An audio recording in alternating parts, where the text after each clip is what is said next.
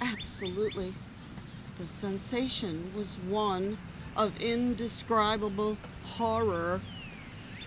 I felt as though all nature was being annihilated and destroyed. There was no sensation of striking. I simply knew when I was in the water below. Below the surface, not a sound reached me. I felt alone and cold and forsaken. Maybe like Lowenda last night. Oh, I had no record of time. It seemed about a minute, perhaps more, when the barrel started upward.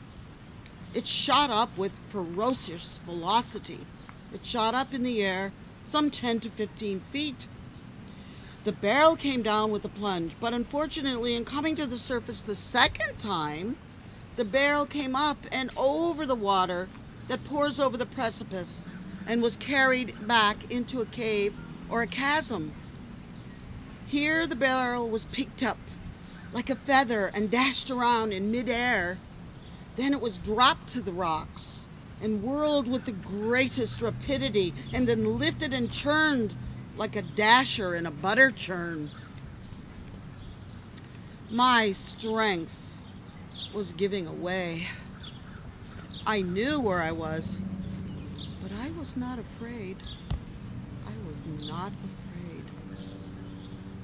Soon, an explosion of air sent the barrel out into what is called the Maid of the Mist eddy. I knew once drawn down into this whirlpool, the barrel would never come back. It would never come out again. And all at once I heard the barrel grate on the rocks. I heard that grating noise. I knew I was saved. I knew at that moment that I was saved. My head dropped forward, and I did not hear them open the barrel. But when the fresh air struck my face, I heard a man exclaim, the woman is alive. And I answered, yes, she is. Woman alive. And I raised my hand. They took me in a cart and a carriage across a plank and took me back to America. The bells were ringing and the whistles were blowing and clanging. There was such calamity. It was wonderful to hear. It was wonderful to hear. For I have accomplished what no one else had ever done. No one else had ever accomplished this feat. Woman alive.